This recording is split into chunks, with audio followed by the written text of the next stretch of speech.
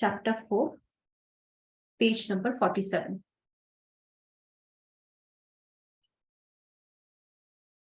So what are dietary fibers? Basically, they are the part or the portion of the food that are directly derived from plant cells. Okay, these are plant cells which cannot undergo breakdown or hydrolysis. What is hydrolysis? Hydro, water, lysis, breakdown. Okay, these plant cells also have water content, but their cells are so toughened that our enzymes, our digestive juices cannot break them down. Okay, so they are resistant. These dietary fibers, they are resistant to hydrolysis or digestional breakdown. Okay, by the elementary enzyme systems means from your mouth, from the saliva, okay, till your anus. Okay, that's the alimentary canal. Okay, so what all enzymes you get in between, from starting from your mouth to the end of the anal canal, what all enzymes do come and play their part. These are called the enzymes of the alimentary system. Okay, so most of the dietary fibers are resistant. Most of them are resistant to the bodily enzymes. They do not undergo digestion. There are various other names of dietary fibers. Okay, dietary fiber is a very common term. When I say fiber, have fiber rich food, we all know what I'm meaning. Okay, but under fiber rich food, there are various names like hemicellulose, cellulose, lignins, oligosaccharides, pectins, gums, waxes. Okay, there are different names of different types of dietary fibers as well. That differentiation you can see here on the slide. There are non-starch polysaccharides, okay, then resistant oligosaccharides, then resistant starch. Resistant starch we have discussed last week, for example, raw potatoes, okay, and multigrains, the husk of the multigrains, they all have resistant starch. Your digestive enzymes cannot do anything on them. You can't break them down. Okay, if you ever eat raw potato, how it will be? It will not be broken down by your enzymes. So that's one example of resistant starch. Okay, non-starch polysaccharides, they do not have the starchy content, but they are polysaccharides. They have more than one molecules of sugar in it. Okay, glucose in it. So cellulose, hemicellulose, gum acacia, gum guar, inulin, okay, and beta glucan. These all are the different scientific terminologies, we can say, some terminologies which are associated with dietary fibers. No need to by heart it, but just if at all you come across these names anywhere in the future, you should know that, okay, this is a term, these are the terms used in the umbrella of dietary fiber. Okay. Then we have resistant oligosaccharides. GOS, the full form of GOS is galacto oligosaccharides. Galacto oligosaccharides. Then FOS is fructo oligosaccharides. So FOS you get it from milk. FOS fructo oligosaccharides you get it from fruits. Galacto oligosaccharides you get some part of it. It's very rare. Some part of it you get it from dairy products. Okay, then we have inulin. Inulin can be resistant oligosaccharides as well as non-starch polysaccharides. Resistant starch, there are different types. Okay, they are physically inaccessible, that is potato, raw potato, granular, retrograded, chemically modified. Chemically modified dietary fibers are the ones you can buy from medical stores. Okay, if your diet does not have dietary fiber, you can buy this from medical stores, and these do come in some in form of some biscuits or husk that you can add into your food just to increase the dietary fiber content of the food that is chemically modified. Okay, so these are the different types of dietary fiber. It's a bit technical, but no need to by heart any of this. Just understand these are the different types of dietary fibers found in our plant food system. Okay. Further classifications of dietary fiber, you have soluble dietary fibers and you have insoluble dietary fibers. Soluble means what? They are soluble, but does not mean that they are completely digested. Okay, soluble in the sense they can undergo fermentation in your intestine. Your intestines, we all know intestines have gut bacteria.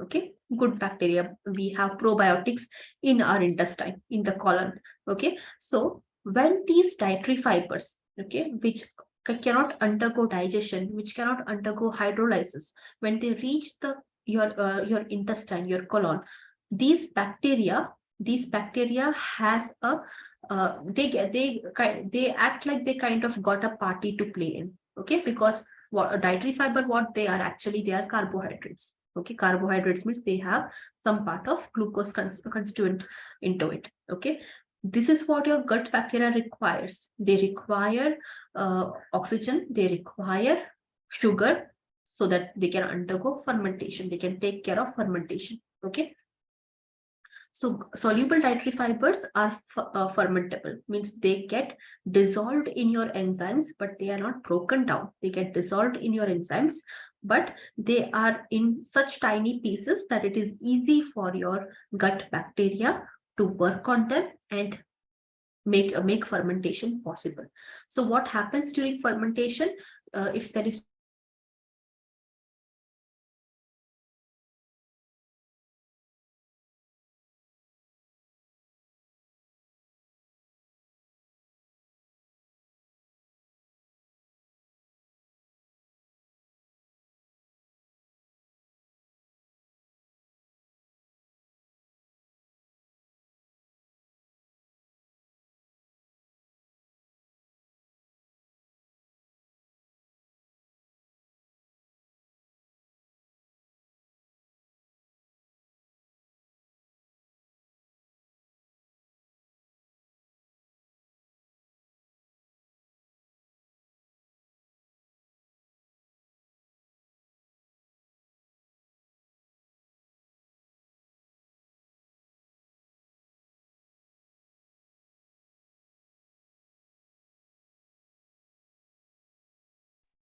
Is the screen visible? Am I audible now?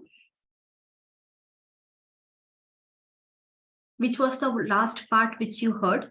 Which was the last part which you heard in this slide?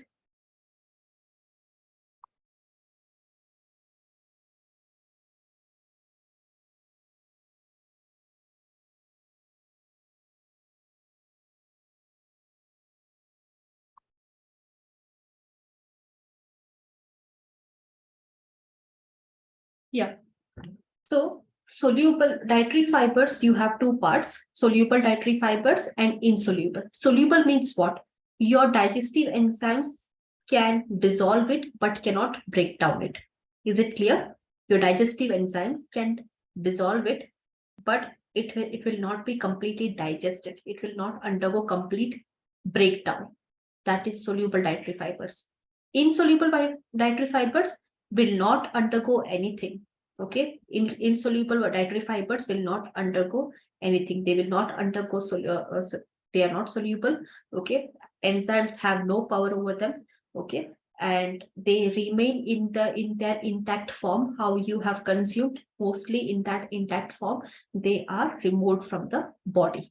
Okay, that's the main difference between soluble and insoluble dietary fibers. Is it clear? Is the difference clear?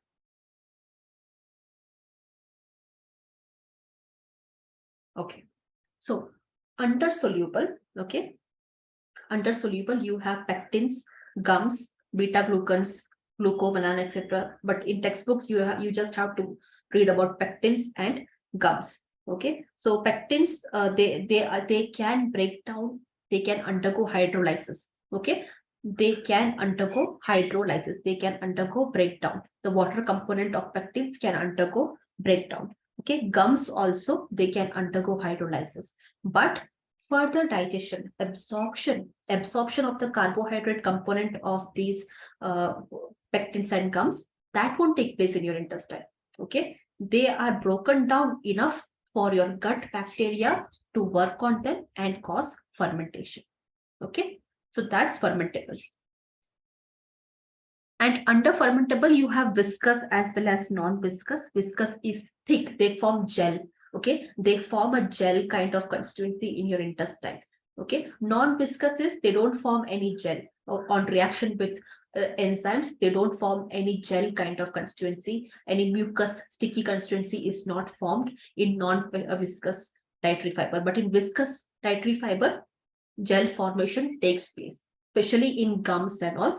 Gel formation takes place. It combines all the food together in a sticky in a sticky matter, in a jelly sticky matter that leaves your intestine. Or if it stays in your intestine, it undergoes fermentation. Lots of gases are produced, methane gas, okay, flatulence, farting, bloating, okay, these kind of issues will be there. Okay, so that's the difference between viscous and non-viscous. Viscous means it is jelly, okay, it forms into a gel kind of constituency.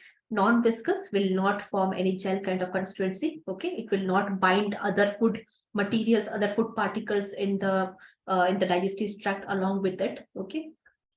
So that's the main difference between viscous and non-viscous. Is it clear? What is soluble dietary fiber? What is viscous dietary fiber? Non-viscous dietary fiber? Soluble dietary fibers, mostly they will undergo hydrolysis. Okay, water content of it is broken down. But they undergo hydrolysis doesn't mean they can be absorbed. They can be digested and absorbed.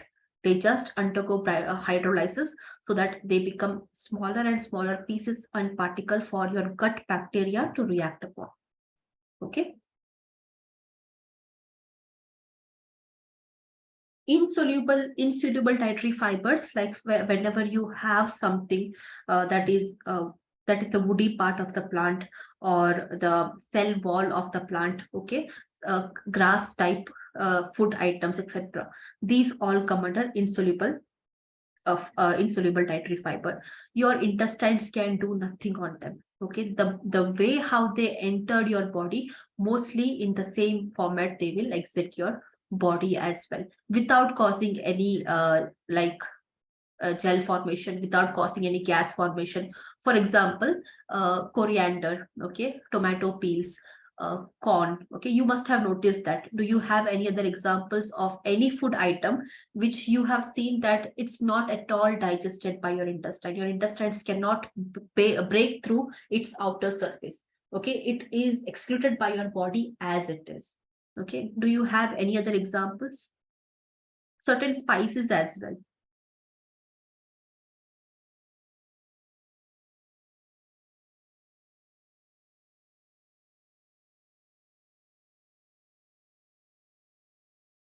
Any examples?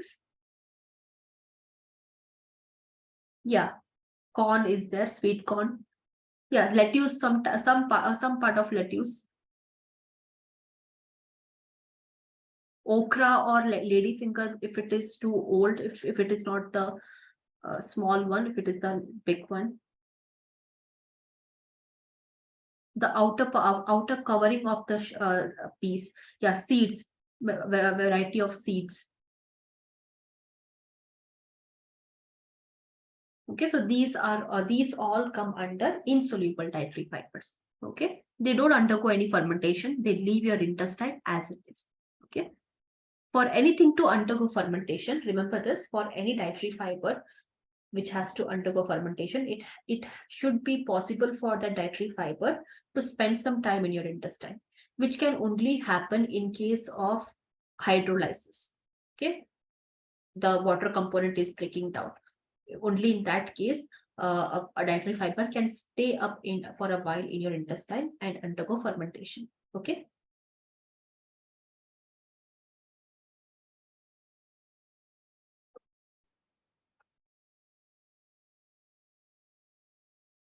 Am I audible?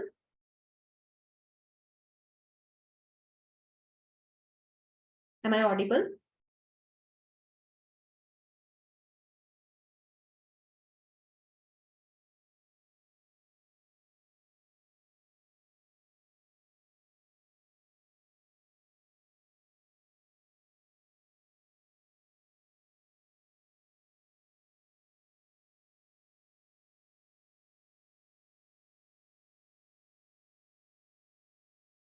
Okay, so for any dietary fiber which has to undergo, any dietary fiber which wants to undergo fermentation has to spend some amount of time in your gut. Okay, otherwise it will not undergo fermentation. It cannot it cannot lead to gas formation. Okay.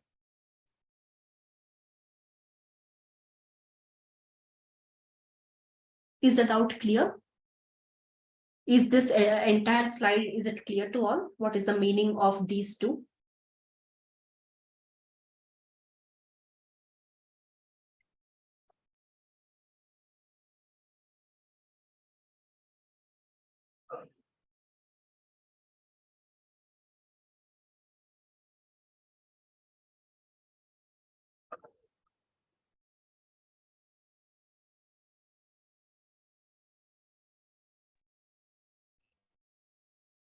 I guess for some it is audible, for others it is not audible. Please check your connection as well. Am I audible to all? Because some are replying, but others are saying it is not audible.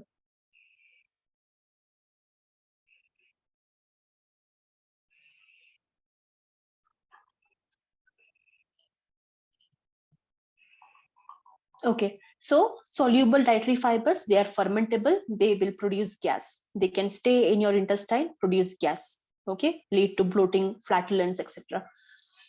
Insoluble dietary fibers will just immediately leave your intestine as it is, okay? No breakdown, nothing. The physical content component in which they entered your intestine through mouth, mostly in that particular format, they will leave your gut. Is it clear?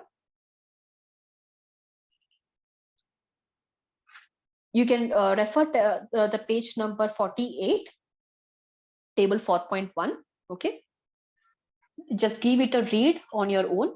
You'll understand the concept. In case of doubts, just reach out to me. Okay. So effects of dietary fiber on nutrient. Okay, effects on nutrient.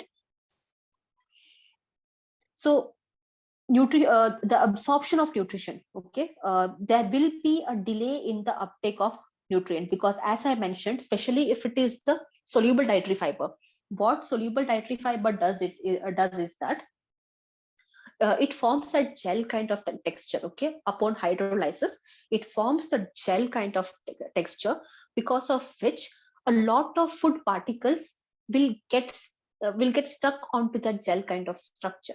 Okay, they will not be on the epithelial surface of the intestine to be absorbed, but they will be into the gel form of structure. It will form a bolus and leave the intestine, okay, without getting absorbed. So that's the effect of nutrient, and it's kind of a barrier for digestion.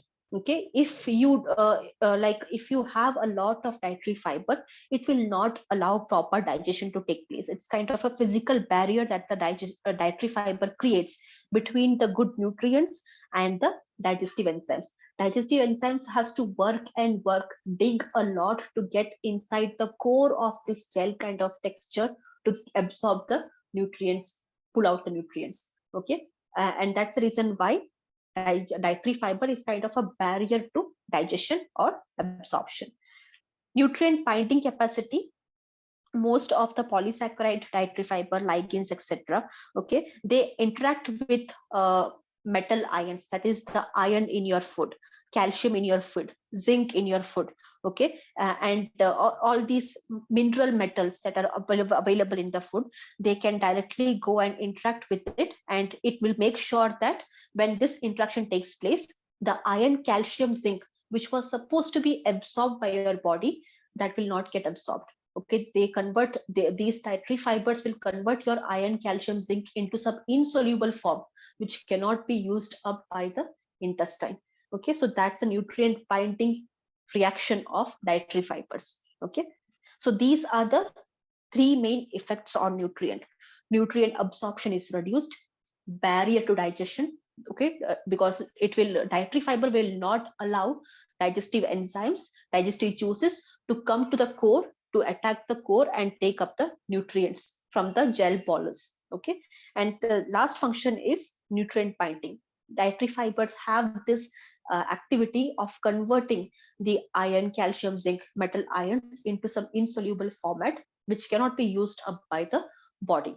Okay, so that's the effect of dietary fibers on your nutrients. Then water holding capacity or viscosity. Okay, this is specifically seen in soluble dietary fibers, because as I mentioned, for example, um, when you take any liquid, or when you take any component for that matter, okay, any component, and any gel maker component, okay, and you add it into water, okay, it forms the gel kind of substance. What's happening basically when a gel kind of substance is forming is that it's holding as much as possible water into itself. Okay, when any chemical component or substance tries to hold on to as much as water component to itself, that's when a gel is formed. Okay, that's the difference between a liquid water and a gel.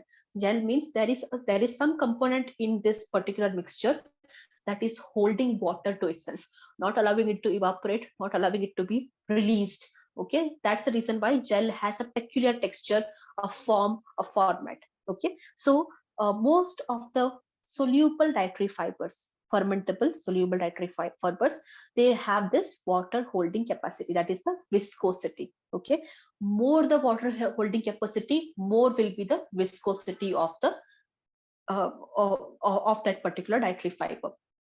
Do you understand what is the meaning of viscosity? Have you heard about this term anywhere? I guess in schools and all you must have learned this. Okay, that's the first time you hear viscosity of the liquids, etc. Viscosity means the fluidity, the ease of flowing. Okay, the more the viscous, when we say this liquid is too viscous, means it is very dense liquid. Okay, it will not flow easily. For example, mirror or glass is one of the most viscous liquid. Glass is not solid, actually glass is a liquid. Okay, because over a period of year, when you see at the base of the windows, etc., you will see that it has thickened it has a thicker layer at the base of the windows, but very thin layer at the top of the windows, which means that glass is not a solid matter, it's a liquid matter. Okay, so that is viscosity. So water holding capacity completely depends upon the solubility. It completely depends upon the solubility of the dietary fiber, the pH of your gut. Okay, what kind of pH your enzymes have, intestinal juices have. Okay, and what is the size of the fiber particles? Is it too big or too small? Too big, more will be the viscosity. Smaller fiber pieces will have less viscosity. Okay,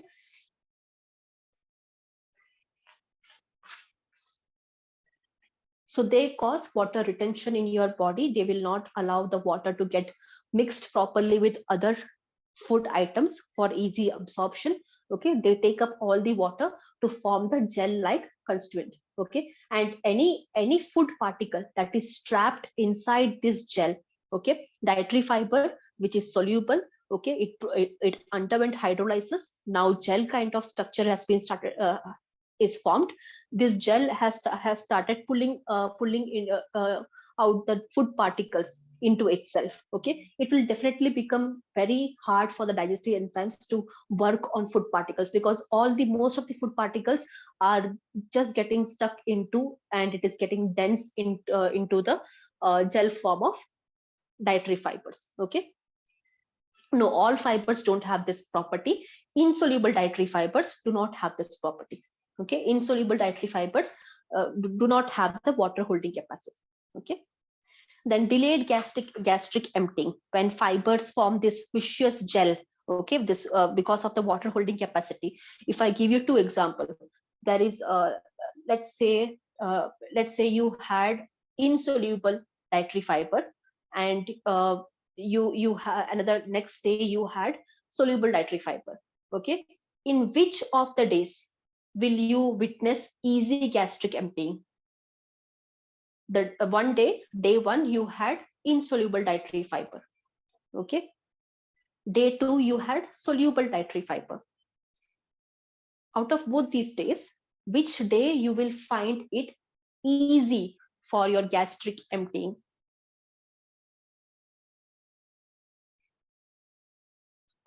It's day one. It's day one, it's not day two. Okay, because why? Why day one? Day one does not have the property of water holding.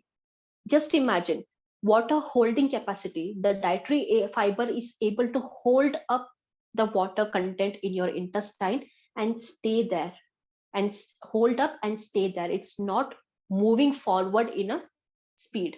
But when it is an insoluble dietary fiber, your body just want to get rid of this. Okay, your body identifies that this is something that we can't digest. Do not waste time on it. Just remove it into the feces. That day you will have easy gastric emptying. Okay, gastric emptying definitely will increase with insoluble dietary fibers, not with soluble dietary fibers. Okay, because soluble dietary fibers have this water holding capacity, which forms the dietary fibers into a gel kind of component, and it will stay in your intestine for some moment, undergo fermentation, produce gas, produce bloating, etc. Definitely you will not have an easy gastric emptying. Okay, is it clear now what is the key difference?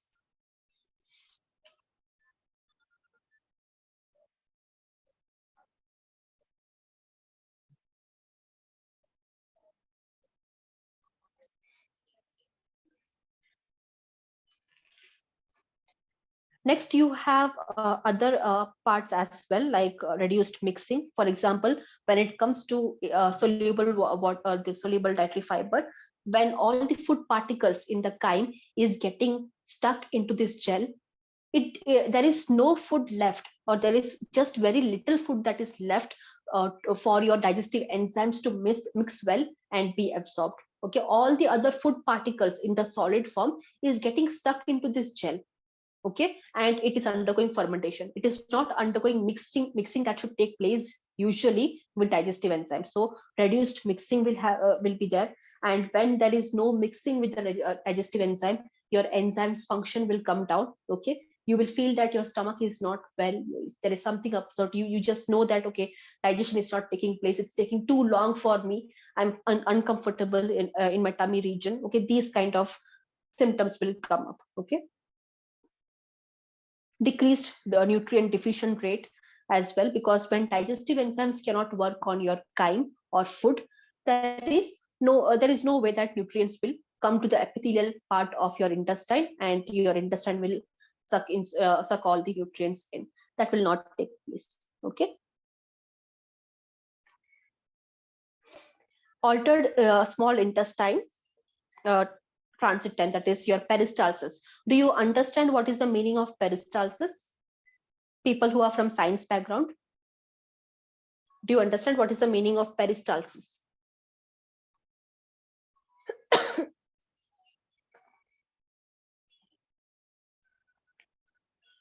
Peristalsis is the movement not just of your for your intestine. Peristalsis starts in your esophagus. The moment you swallow the food, that's when the first wave of peristalsis starts. Okay, and it ends with defecation. Okay, and it ends with defecation. So it's not just the motility of your intestine, but it is the movement, it's the wave like movement of your entire alimentary canal. Okay, that is peristalsis. So just imagine, if a gel based component, dietary fiber gel based component, which has a lot of food particles stuck to its core, okay, it is sitting in your intestine, will it affect your peristalsis? How will it affect your peristalsis?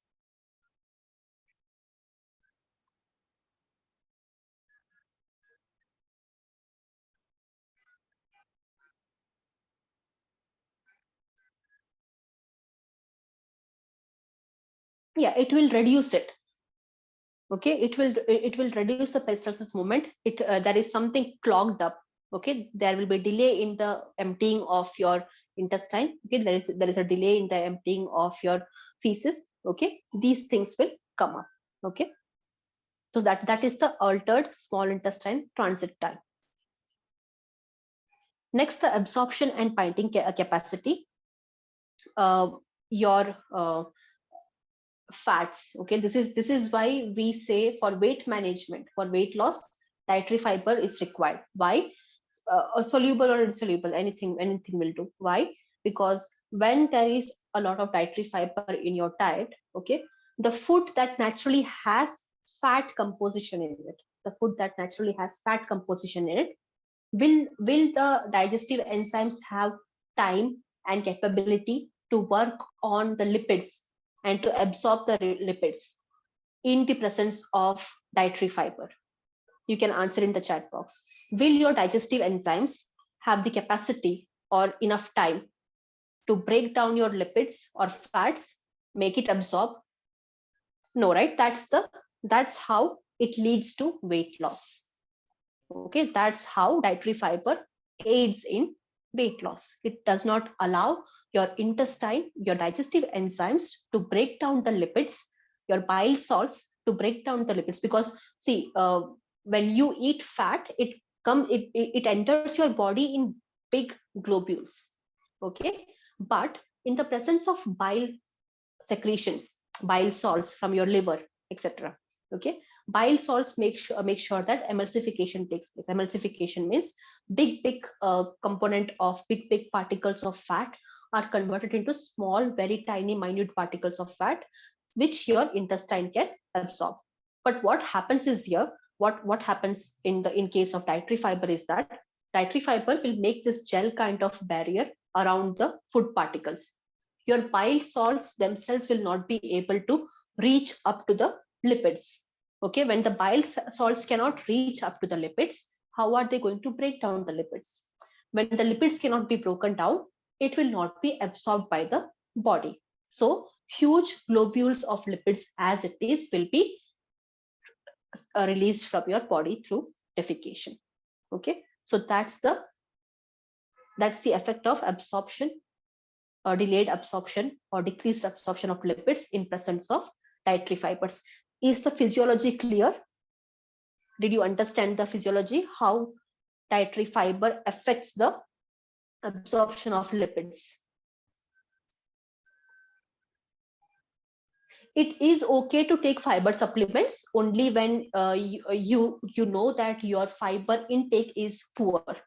Okay, if you are someone who does not enjoy eating salads or fruits, okay, you usually prefer cooked food over the raw solids, salads or fruits, etc. In such cases, it's better to go for fiber supplements. There is no harm in that, but do not overdo it. Okay.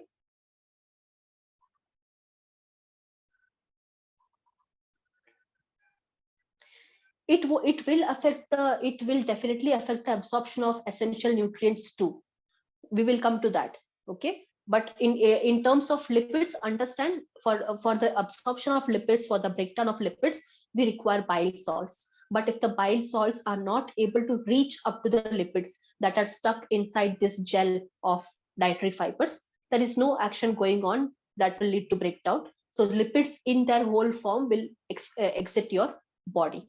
The same the same phenomenon will take place in case of nutrients also, because see, the gel constituency of the dietary fiber will not show any bias between lipids and nutrients. It will not say that, okay, these are essential nutrients, these are supposed to be taken up by the body, let this go, I will only stick on to fat. Okay, your dietary fiber does not work like that. Dietary fiber is a gel-like constituency, is a gel component which will take up all the food particles into itself.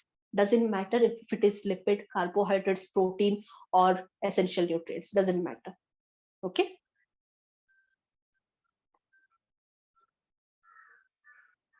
So there will be increased fecal bile acid secretion because bile salts were not able to do their job, but they have already been released. So they will go out of your body through the defecation itself. And your serum cholesterol level. So people who have cholesterol issues, hypertension, cholesterol issues, blood cholesterol issues, dietary fiber is a supplement for you that can reduce your blood cholesterol levels. Okay, because there is no lipid absorption taking place, so there is no way cholesterol rise will take place in your circulation. Okay, and not just the lipids, but your vitamins and minerals will also get affected. okay, in the very same way. Then we have degradability or fermentability. So fermentable fibers like pectins, gums, etc. Wheat bran. Wheat bran is a fermentable fiber, okay, which and some short chain fatty acids, etc., polysaccharides, etc. Okay, they are also fermentable fibers. So why do we require fermentable fibers? It's not that fermentable fibers have no role to play. They just cause discomfort in your routine. It's not like that. Okay, as I have mentioned earlier, fermentable fibers can undergo hydrolysis so that they become into smaller and smaller particles, which your gut bacteria, the good gut bacteria, will use as food.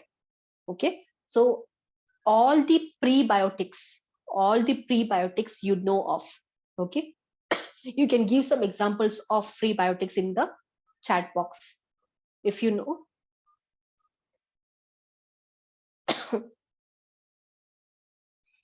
You can give some examples of prebiotics in the chat box.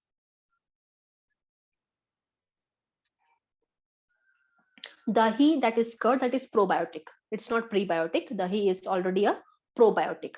Prebiotic. Prebiotic means it's the food for your gut bacteria. Buttermilk, curd, yogurt, they already have the gut bacteria, lactobacilli. Garlic, yes, garlic.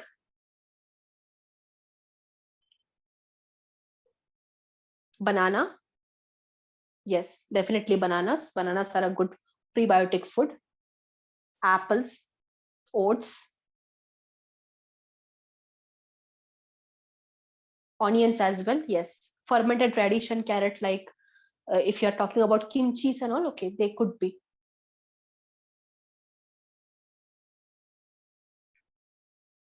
Curd itself is a probiotic, okay. Curd is a probiotic. It's not a prebiotic, okay. There's a difference between prebiotic and probiotic. So what is the use of fermentable fiber, you say? They are the source of energy, they are the source of food for your gut bacteria.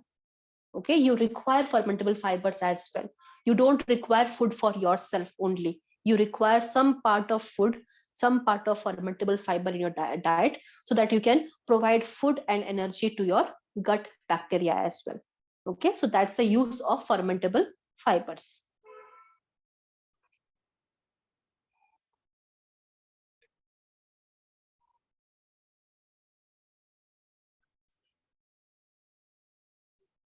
Provision of energy, it is very less, it's very rare for fermentable uh, dietary fibers to give you energy. Okay, they also increase the amount of water and sodium absorption in the colon. Okay, fermentable fibers, because the gases they produce and the water content they have taken up, okay, the intestines are more in high alert and they take up as much as of water and sodium from the gel as possible. Okay, because the intestines can do that. When the surface of the gel is very near to the intestine will try to take away as much as water possible from the gel, as much as sodium possible from the gel. Okay,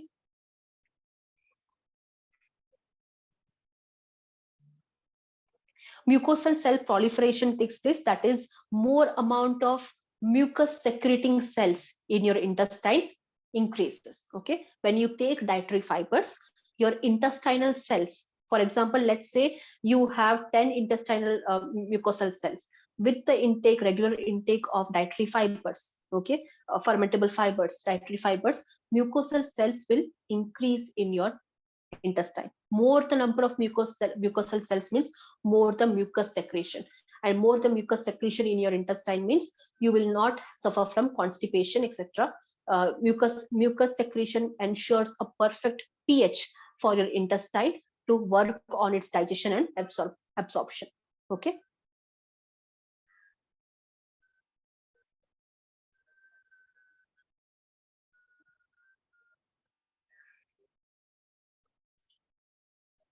And about the non-fermentable fibers, etc., like cellulose, ligens, etc., you just read about it. They cause detoxification. They just remove the entirety of the food components from your body as it is without allowing any absorption. Okay, that's how they cause detoxification and increase in the fecal volume, because once your body has identified that this is something we can't deal with, the intestine just shut down its absorption.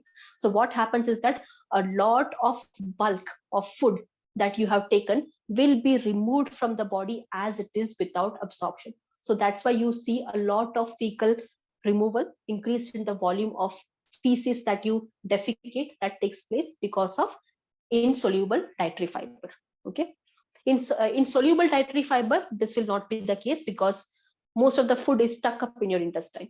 Whatever defecation you do, it's of normal range. But when you have a lot of insoluble dietary fibers, you will see there is a lot of pickles. Not all pickles are prebiotics. Okay, prebiotics should definitely have sugar component to it. Okay, only few pickles which are not too spiced up, they can be considered as prebiotics, but not all type of pickles. There are different way of preparing a pickle. Okay,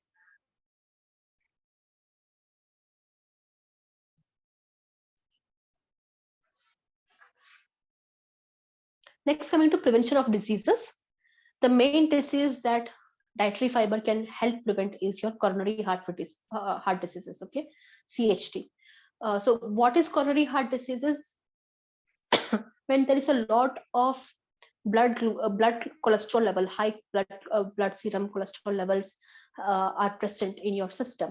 Okay, a lot of that excess of cholesterol will get stuck up in your arteries that supply blood to the heart.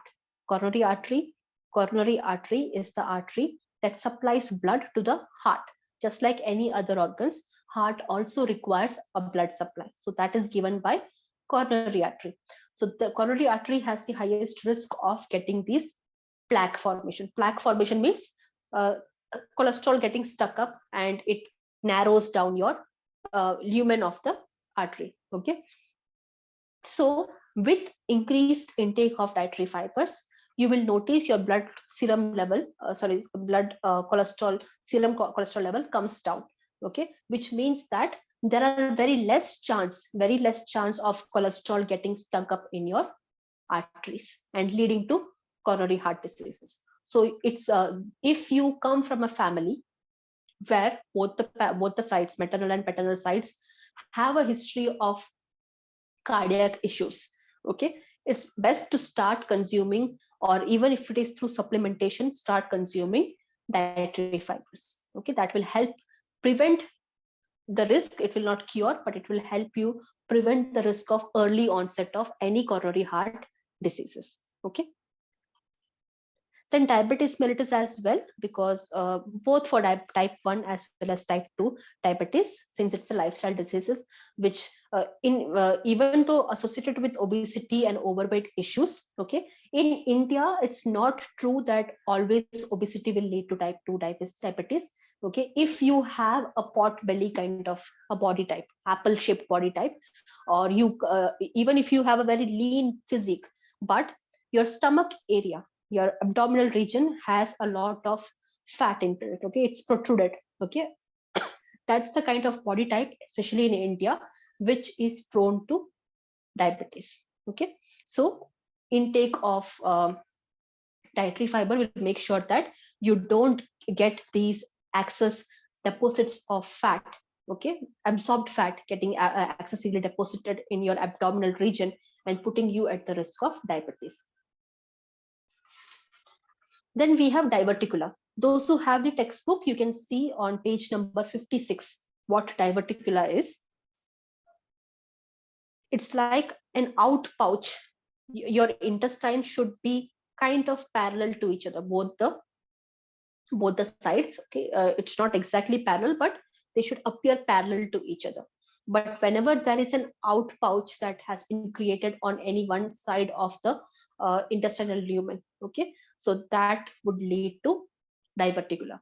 What happens in diverticula is that when feces is being formed, some part of the feces, okay, that is the stool that you defecate, okay, that gets stuck in this pouch, okay.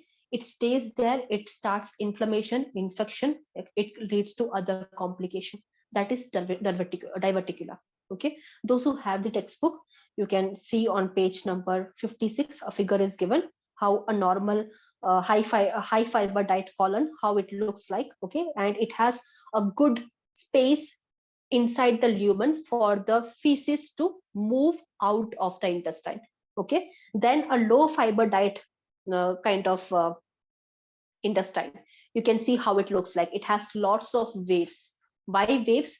Because the intestine is trying too hard to contract and make sure that the feces is passed. The peristalsis movement is taking place, contraction is taking place, okay. So that's the reason why a wave kind of a very evident wave kind of structure is formed, okay, on figure number B. And finally, figure C, you can see diverticula that has took place. Walls of the colon has pushed out, it is disordered, and it has created a pouch-like structure.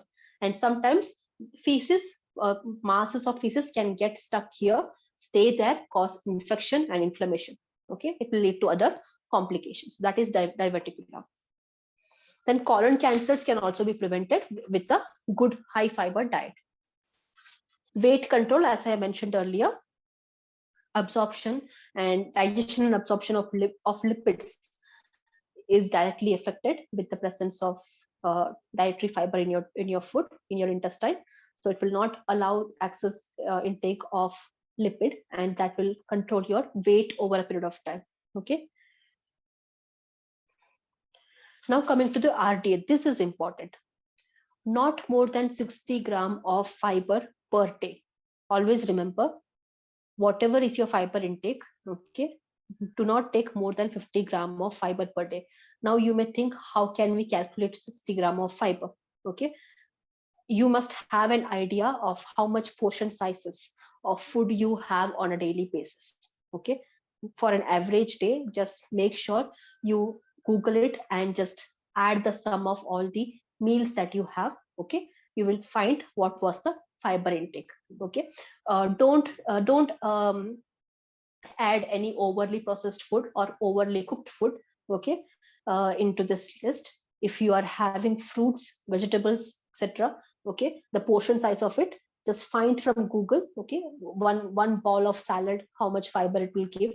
Okay, one ball of broccoli, one ball of okra or potato sabzi, okay, what kind of fiber you are getting from this. Okay, deep fried ones or curry sabzi or whatever you are cooking, just search in Google, you may get the answer. Okay, you will have an idea how what is the uh, basic an average amount of fiber that you take on a daily basis. Okay, so it's different. Even for a healthy sedentary lifestyle individual, maintaining a 40-gram fiber is very difficult. Okay, 40 gram of fiber on a daily basis is very difficult. Okay, 60 gram of fiber is on a daily basis is a very rare case, but that could happen if you are using supplements. If you slightly overdo your fiber supplements, you can cross this limit. So those who are taking supplements, you have to be very careful. Do not cross this 60 gram limit. Others who are sourcing your fiber only through diet, only through your food, okay, you usually will not come under the risky category. Okay, whatever average menu plan that you follow at your home. Okay, so for example, breakfast, usually if you have idli, dosa, sambar, okay, just find a plate of idli, dosa and sambar, what is the fiber content or content of it. And then lunch, dal, sabzi, chawal, or whatever you make, okay, what is the fiber content of that, just do the sum of it. At the end you will find what was your average fiber intake. Okay, or you can use apps like Healthify, etc. These apps can be used. Okay, for a week or so, make sure you chart in, you use the food diary of Healthify apps, etc., and you will understand how much fiber uh, was took by you throughout the week. That will be your average intake. Okay, So try to maintain at least 40 gram, between 30 to 40 gram for all the adults. Do not go beyond 60 gram. Okay.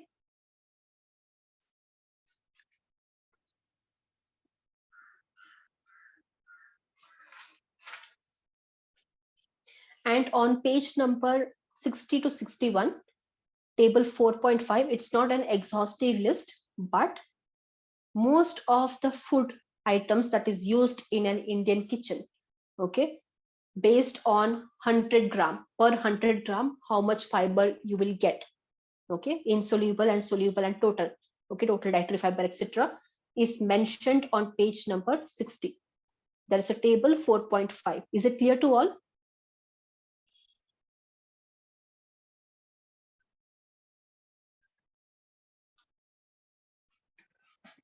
You will not find all the other food that you cook at home, but the most common ones that we use in Indian cuisine, okay, it is used.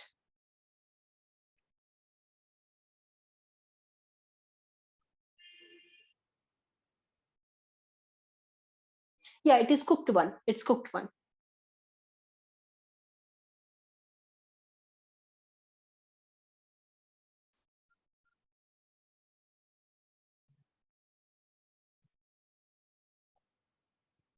Because if you see cabbage and all, 100 gram of raw cabbage will definitely have more fiber as compared to 100 gram of cooked cabbage. Okay. So the detail that is given in the textbook is usually it is the cooked one, table 4.5. Okay. The food items which you can't find here, you can't find here in this table, please use Google for that. Okay, you can use the Google and other net searches for this purpose as well. Okay.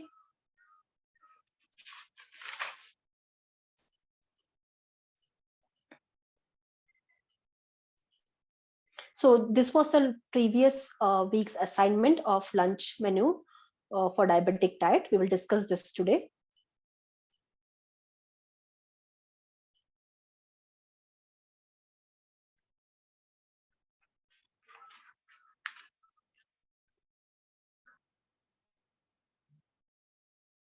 See, obviously sapota is not diabetic friendly. Okay, it has high sugar content. Okay, though, but instead of that, you can give fenugreek seeds. Fenugreek seeds are very popular among diabetic patients as well as cardiovascular patients. Carrots as well. Okay, sapota, that is chiku as a fruit. Okay, chiku or sapota as a fruit, it's very sweet, it's not diabetes friendly. Okay, there are very few fruits that people with diabetes can enjoy.